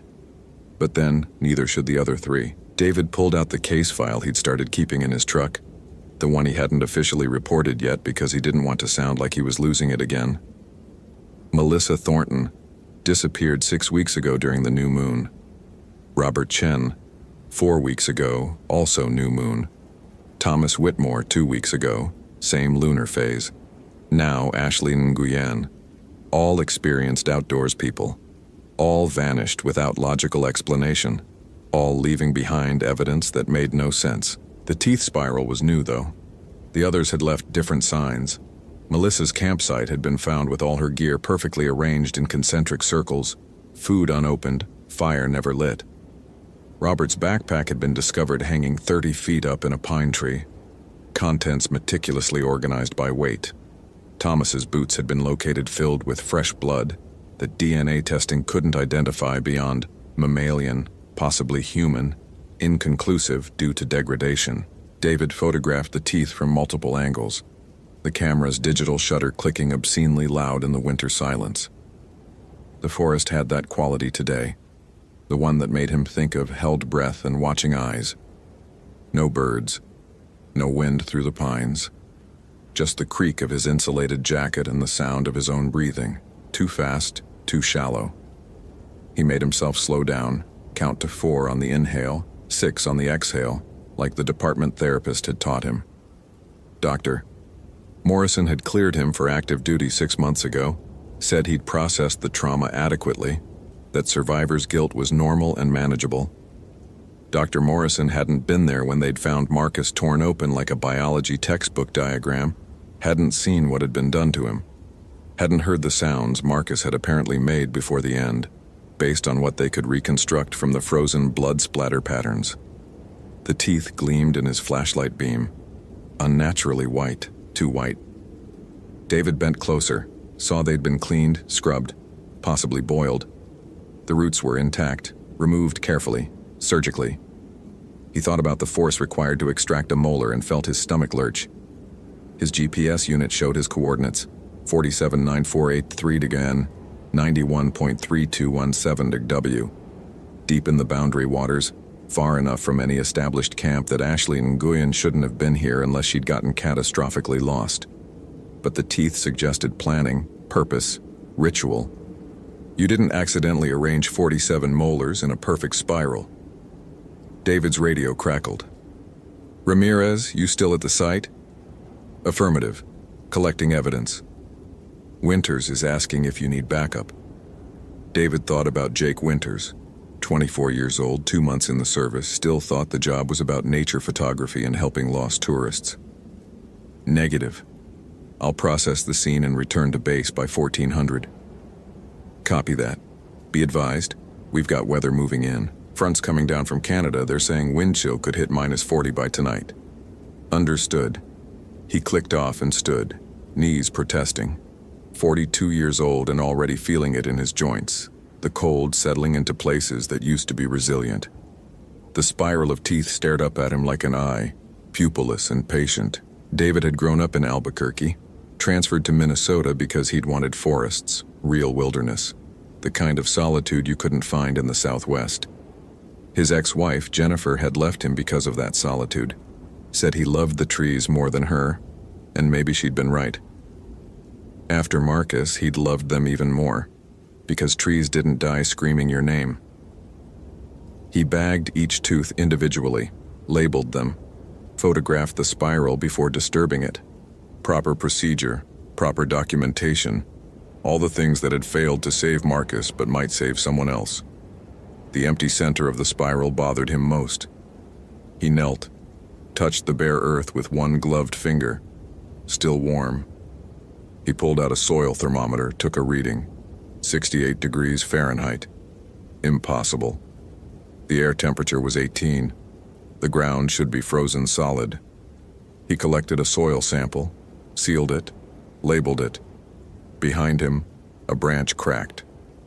David spun, hand dropping to the bear spray on his belt. The forest remained empty, dense pine and bare birch extending in every direction. But he could feel it now, the sensation he'd learned to trust during his years in the service. Being watched, being assessed, being found wanting. "Ashley Nguyen?" he called out. "If you can hear me, I'm Park Ranger David Ramirez. I'm here to help you get home safe." His voice died in the trees, swallowed by winter silence. No response, no movement. Just that sense of scrutiny, cold and patient and hungry. David finished processing the scene by 11:30 hours. He marked the coordinates with a flag, took a final panoramic photo sequence, and started the hike back to his truck. The trail was well maintained, familiar, a path he'd walked hundreds of times. But today it felt different. The distances seemed wrong. Trees he'd passed heading in appeared in wrong positions on the way out. He checked his compass 3 times. North was north, the needle steady and sure. Yet the forest had rearranged itself somehow, subtly, like furniture moved 3 inches while you weren't looking. He reached his truck at 12:47 hours, 13 minutes longer than the hike should have taken. His Garmin GPS showed the correct route, no deviations, but his trail counter said he'd walked 4.7 miles instead of the 3.2 he'd logged heading in. He stared at the numbers, felt something cold that wasn't the weather settle into his chest. The drive back to the ranger station took 40 minutes through forest that seemed to press closer to the road than it should. David kept the radio off, didn't want to hear Karen's voice, didn't want to explain what he'd found until he'd had time to think about it. 47 teeth, a perfect spiral. Impossibly warm earth in the middle of a Minnesota winter. The station was a low timber building that tried to look rustic for the tourists but was really just practical. Good insulation, backup generator, satellite internet. Jake Winters was at his desk, bent over paperwork, looking young and optimistic and doomed. David had been that once, before he'd learned what the forest could do to people when it wanted to. "How'd it go?" Jake asked, looking up. "Found evidence. Teeth." "Like animal teeth?" "Human." David set his evidence bags on his desk, started the documentation process. 47 molars arranged in a geometric pattern, no sign of the missing person. Jake's face did something complicated. "Jesus, you think it's connected to the others?" "What others?" "The other disappearances. Everyone's talking about it. 4 people in 6 weeks, all on new moons. There's a thread on Reddit, people saying it's a serial killer, or a cult, or..." He stopped, looking embarrassed. "Anyway, yeah, you think it's connected." David filled out the evidence log with careful handwriting, each letter precise. "I don't speculate. I document and report." "Right, sure." Jake hesitated. "It's just, my girlfriend showed me these posts from people who used to live up here, indigenous folks mostly, and they're saying, 'Don't.'" David's voice came out harder than he intended. "Don't bring folklore into this. These are people's lives. Real people with families waiting for answers." Jake nodded, chastened, and returned to his paperwork. David felt bad about shutting him down, but not bad enough to apologize. He'd heard the stories too. Every ranger in the Superior National Forest had. The old Ojibwe legends about things that walked the winter woods. Things that were hungry in ways that had nothing to do with food.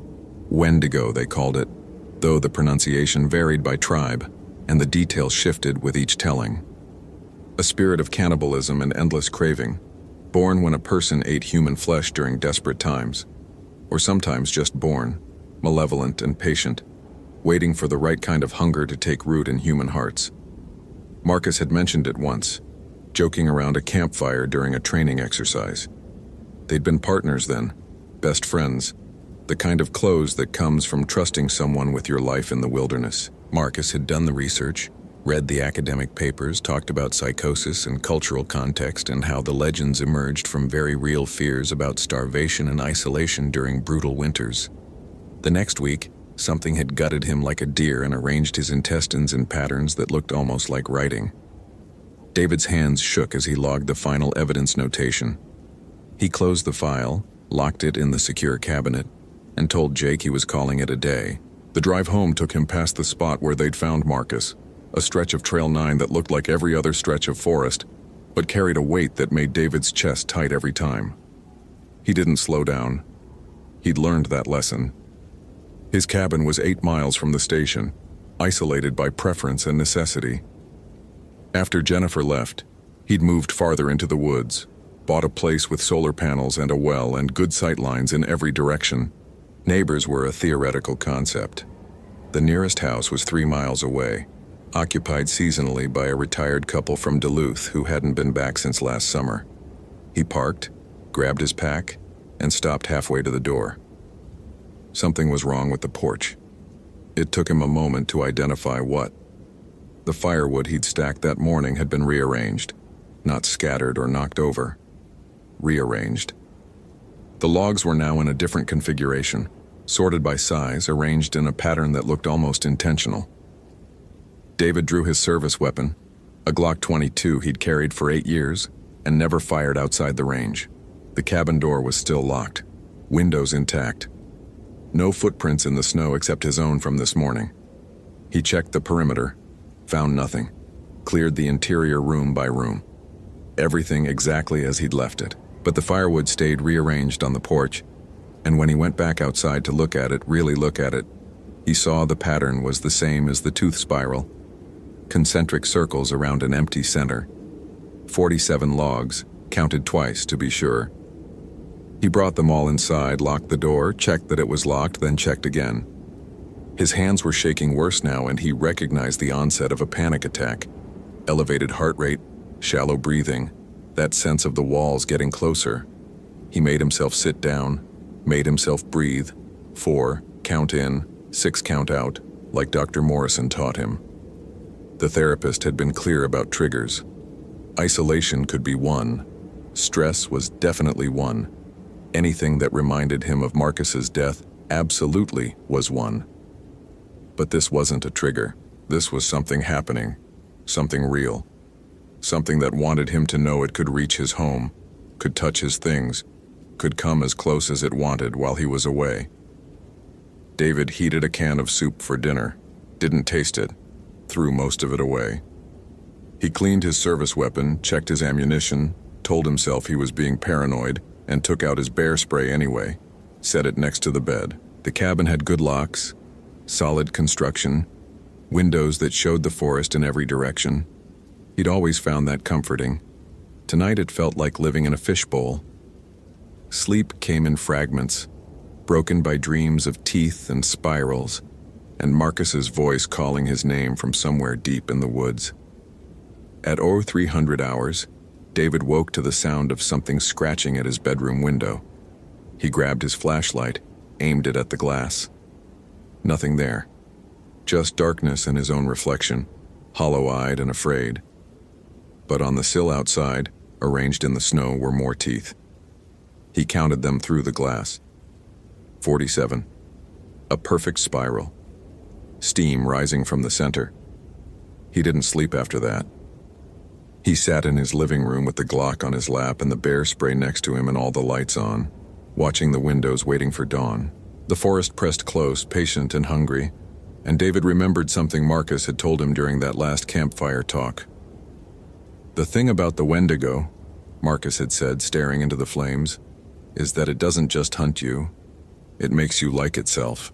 It finds your hunger, whatever you crave, whatever you're missing, and it amplifies it until you're hollow with need, until you do anything to fill that emptiness. And that's when it has you. What do you crave?" David had asked him, laughing because they were friends and it was safe to ask. Marcus had looked at him with an expression David didn't understand then, but understood now, looking back through the lens of loss. "To matter," Marcus had said. "To be remembered. To leave something behind that proves I was here." 3 days later, Marcus had gotten his wish. They'd remember him forever, just not the way he'd wanted. Dawn came slowly, the winter sun weak and reluctant. David made coffee with shaking hands, watched the forest through his windows, and tried to decide if he was losing his mind, or if something in the woods had decided to drive him that way. Either option seemed equally probable. Either option terrified him. At 07:30 hours, his phone rang. Karen from dispatch, voice tight and professional. "Ramirez, we need you at the station now." "What happened?" "Another one. Hiker called it in 20 minutes ago. Said he found a campsite, but..." She paused. "Just get here, okay?" David dressed in layers, checked his gear twice, holstered his service weapon, and told himself it was just procedure. The drive to the station felt longer than it should, the forest seeming to swallow distance and time. When he arrived, Jake Winters was already loading his pack, face pale. "What's the situation?" David asked. Chief Winters, Jake's uncle, not coincidentally, emerged from his office. Robert Winters was 63, had been with the Park Service for 40 years and had seen everything there was to see. Except he hadn't seen this. David could tell by the way the man's hands trembled slightly as he held the incident report. Hiker named Tom Brennan was doing an overnight on the East Bearskin Trail. Says he found a camp about 2 miles north of Echo Lake. Tent, sleeping bag, the works, everything arranged in circles. Chief Winters met David's eyes. He says there was a tooth spiral too. Said he counted 53 teeth this time. This time? He'd heard about yours. It's on social media now, apparently. Someone leaked photos from your report. David felt cold that had nothing to do with the weather. Who leaked it? Doesn't matter right now. What matters is we've got another active scene and a missing person, and I need my best ranger on it. He handed David the coordinates. Brennan's waiting there, says he's too scared to leave the site. Says he can feel something watching him. David looked at the coordinates, felt recognition settle into his bones. The site was less than a mile from where they'd found Marcus 3 years ago. Less than a mile from the place David had sworn he'd never return to. "I'll take Jake," David heard himself say. 2-person team, standard protocol. Chief Winters nodded. "Keep your radios on. Weather's getting worse, fronts moving faster than predicted. You've got till 1600 hours before it becomes unsafe to be out there. Find what you can find and get back." They loaded into David's truck, drove north on Highway 61, then turned onto the Echo Trail. The road was maintained but empty, snow-packed and treacherous. Jake was quiet, staring out the window at the endless forest. "You okay?" David asked. "My girlfriend's Ojibwe," Jake said. "Her grandmother lives on the reservation. She's been having dreams." David didn't want to hear this, but Jake kept talking. Dreams about something walking through the trees, something that's been asleep for a long time and just woke up. She says it's because we've forgotten the old ways, forgotten how to respect the forest, forgotten that some things should stay hungry rather than being fed. "Jake," she says, "the Wendigo isn't just a monster. It's a lesson. It shows us what happens when we take more than we need, when we consume without thinking, when we turn our hunger into identity." Jake looked at David. She says it's been patient, waiting for the right time, the right people. People who are already hollow inside. "Stop the truck," David said. Jake blinked. "What?" "Stop the goddamn truck." David pulled over, breathing hard. I can't have you spooked before we even get to the site. I can't have you seeing things that aren't there because some old woman is having bad dreams. I need you focused, rational, and professional. Can you do that? Jake nodded slowly. Yeah, sorry. This is my first really serious incident. I know. David put the truck back in gear, pulled onto the road. That's why you need to listen to me and follow procedure exactly.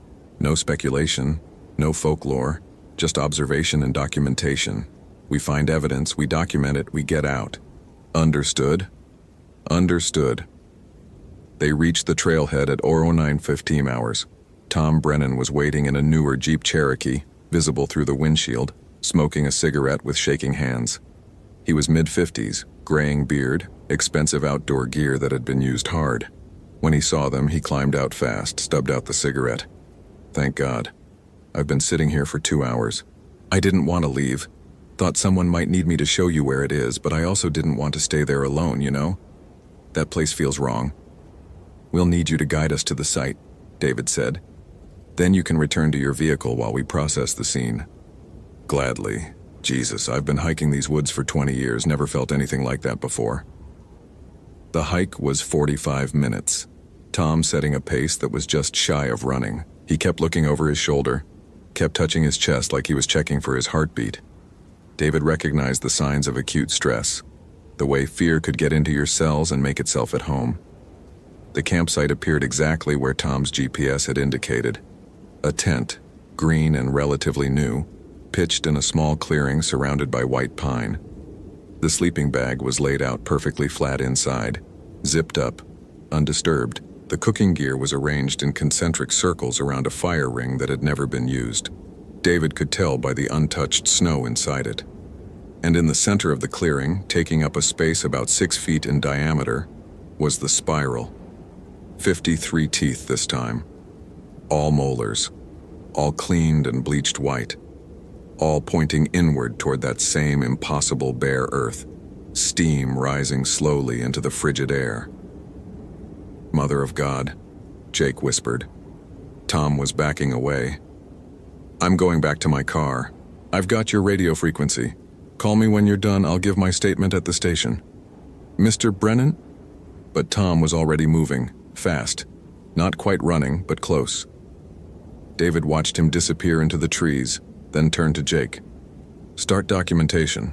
Photos, measurements, everything. I want to search the perimeter. Alone? You'll be able to see me. Just stay focused on the job. David moved into the trees, scanning for any sign of Ashley Nguyen or whoever had made this camp. The forest was silent in that specific way that meant something was wrong. No birds, no small mammals, no wind. Just the creak of frozen wood and the sound of his own breathing. He found the first marker 50 yards from the campsite. A birch tree, white bark stripped away in a pattern that looked almost like writing.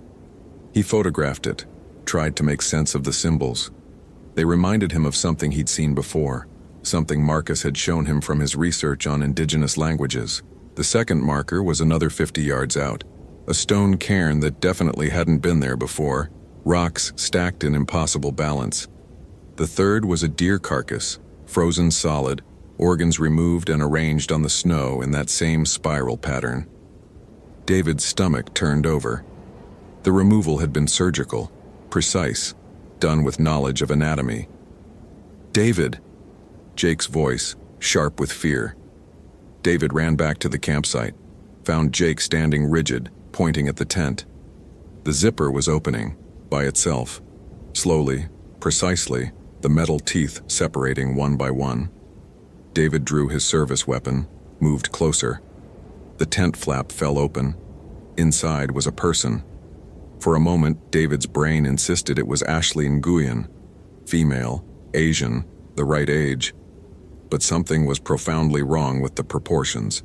Too tall, limbs too long, bent at angles that shouldn't be possible inside a tent that size. The head turned toward them, and David saw the eyes. They were Ashley's eyes. He'd seen them in the missing person photo, but they were wrong now. Empty. Starving. Ancient. Ashley Nguyen? David's voice came out steady despite the fear screaming through him. "I'm Park Ranger David Ramirez. We're here to help." The thing that was wearing Ashley Nguyen smiled. It had too many teeth. Not just the normal 32, but more, dozens more, filling its mouth in concentric rows. When it spoke, its voice was layered, multiple tones at once, like an entire chorus of people speaking in unison. "David, we've been waiting for you. We've been so hungry." Jake fired his bear spray, the orange stream hitting the tent. The thing inside laughed, a sound like ice cracking on a frozen lake. It emerged from the tent, unfolding in ways that violated physics and biology, and David saw what it truly was. Something that had once been human, transformed into hunger incarnate. The skin was white, stretched too tight over a frame that was too large. The hands ended in claws, black and sharp, and the mouth, when it opened fully, showed a throat that descended into darkness deeper than any human body could contain. "Run," David said to Jake. "Run now." They ran. The forest erupted behind them, trees splintering, snow exploding upward. David didn't look back, couldn't afford to, just focused on the trail ahead and the sound of Jake's panicked breathing beside him. Something howled, a sound that started low and climbed into registers that hurt to hear. David's radio crackled. "Ramirez, come in. We're reading seismic activity near your location. What's happening?" He couldn't answer, needed all his air for running. The trail twisted, familiar landmarks appearing in wrong order, wrong positions. The forest was changing around them, leading them deeper instead of out. David checked his GPS, saw the coordinates shifting impossibly, north becoming south, becoming east. Jake screamed. David turned, saw the thing that had been Ashley Nguyen standing 15 feet away, between them and the trail. It wasn't chasing them, it was herding them, driving them towards something specific. "David Ramirez," it said with Ashley's voice, with Marcus's voice, with the voices of everyone who'd ever been lost in these woods. "We know your hunger. We've tasted it. You crave meaning, purpose, redemption for failing your partner. You want your suffering to matter." "Stay back," David aimed his service weapon, hands shaking. "I'll shoot." "Bullets can't kill hunger. Nothing can. Hunger is eternal, hunger is patient, hunger is the only truth." The thing moved closer, each step leaving footprints that smoked and steamed. "But hunger can be shared. Hunger can be understood. Feed with us, David. Feed on the forest, on the lost, on everything you've ever wanted but couldn't have. Become what you truly are." David fired. 3 shots, center mass, perfect grouping. The bullets passed through the thing like it was smoke, buried themselves in a pine tree 20 yards beyond. The Wendigo smiled its thousand-tooth smile. "You can't hurt us. We're not a thing, David. We're a hunger. We're your hunger. We've always been inside you, waiting." It gestured to the trees. Look at what you really crave." David looked. Saw Marcus standing between the pines, whole and healthy and smiling. "Hey partner," Marcus said. "Took you long enough. I've been waiting for you. I've been waiting for 3 years." "You're not real," David whispered. "I'm real as you want me to be. I'm real as your grief, as your guilt, as your hunger to go back and save me." Marcus moved closer. "You can save me now, David. You can save everyone. All you have to do is feed. Just once, just enough to become what you were meant to be." Jake was sobbing, collapsed in the snow, staring at something David couldn't see. The Wendigo shifted, showed different faces, the 3 other missing hikers, other people David didn't recognize, victims going back years or decades or centuries, all of them hollow-eyed and hungry. "The forest provides," the Wendigo said. "The forest remembers. The forest needs those who understand true hunger. Join us, David. Fill the emptiness inside you. Become complete." David thought about it. For one terrible moment, standing in the snow with his useless gun and his sobbing partner and the ghost of Marcus smiling at him, David thought about it. Thought about surrender, about transformation. about becoming something that would never feel loss or guilt or fear again. Something that would just be hunger, pure and simple and free from the weight of being human. Then he thought about Jennifer, his ex-wife who'd left him but sent him a card every Christmas anyway. He thought about Karen at Dispatch, who remembered his coffee order and asked about his day. He thought about Chief Winters, who'd given him a second chance after Marcus died. He thought about Jake, young and scared and counting on him to get them both out alive. He thought about being human, broken and flawed and still capable of choosing what to feed. "No," David said. "I choose to stay hungry." The forest screamed. Trees splintered, snow rose in walls around them. And for a moment David saw the truth behind the illusion. The Wendigo wasn't one thing but many, a colony of hunger that had grown over centuries, feeding on the desperate and lost. It was ancient and patient and almost incomprehensibly vast, its body made of trees and frozen earth and the bones of everyone who'd ever surrendered to their own emptiness. But it wasn't invincible. It needed permission. It needed people to choose transformation, to actively embrace their hunger. Without that choice, without that surrender, it could frighten and confuse and pursue, but it couldn't fully consume. David grabbed Jake, hauled him to his feet. "Run. Don't look back. Don't listen. Just run." They ran through a forest that was trying to become a mouth, trying to swallow them whole. David's GPS was useless, spinning through coordinates that couldn't exist. His compass needle rotated slowly, pointing at nothing. But he'd been a ranger for 11 years. He knew these woods in his bones, knew them deeper than GPS or compass could measure. He followed the slope of the land, the angle of tree growth, the way water would flow if these streams weren't frozen. He followed his knowledge and his training and his desperate need to get Jake home alive.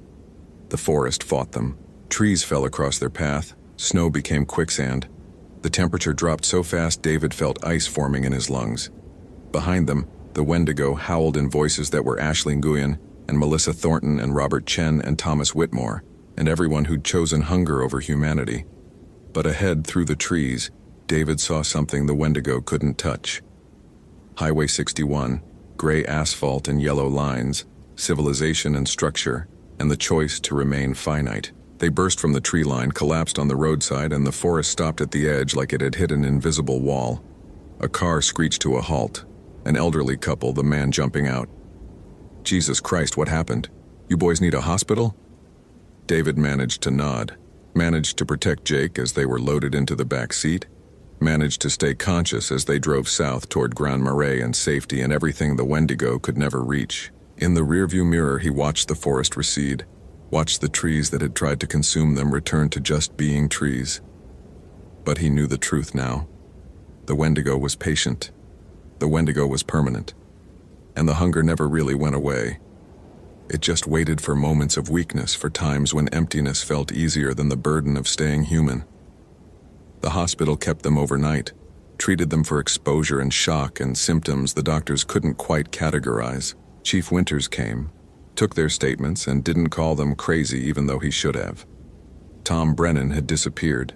They found his Jeep at the trailhead, found him 2 days later walking south on Highway 61, 30 miles from where he'd started, unable to explain where he'd been or what he'd seen.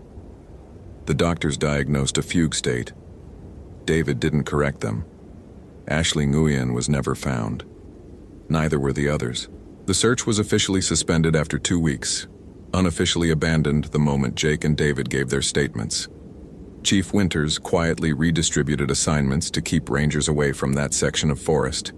The tooth spirals were documented, photographed, sealed in evidence, and never explained. David requested a transfer in March. The Park Service sent him to New Mexico, to Carlsbad Caverns, where the only teeth were on tourists and the only thing that hungered was the darkness underground. And even that was manageable, predictable, safe. He tried to leave the Superior National Forest behind, tried to forget the winter in the woods and the thing that had worn Ashley Nguyen's face. But sometimes, usually around the new moon, David would feel it. A hollowness in his chest, a hunger that food couldn't satisfy. He'd look in the mirror and see his eyes just for a moment, reflecting something older than human. And he'd know that he hadn't escaped the Wendigo so much as learned to live with it, learned to keep his own hunger small and controlled and dormant. Because the thing Marcus had understood, the thing the Wendigo had shown him, was that the creature wasn't separate from humanity. It was what humanity became when people stopped choosing to be human. It was the endpoint of every emptiness, every craving that grew too large, every moment of wanting so intense it consumed everything else. The Wendigo hadn't died in those woods.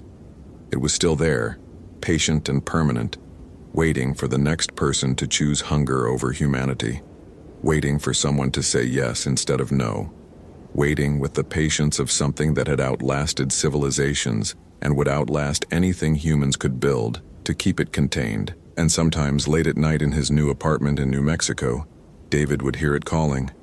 Not with sound, but with that specific emptiness that came from knowing you'd lost something irreplaceable. Marcus's voice, Jennifer's laugh, the feeling of purpose he'd had before everything went wrong. The Wendigo offered to fill that emptiness, offered to make him complete. David chose to stay hungry. Every day he chose it. Some days the choice was easy. Some days it took everything he had. But he chose it, and that would have to be enough. Hope you felt genuine terror. If you appreciate authentic horror rooted in real folklore, consider following for more stories. Which moment scared you most? Share your theory about what happened.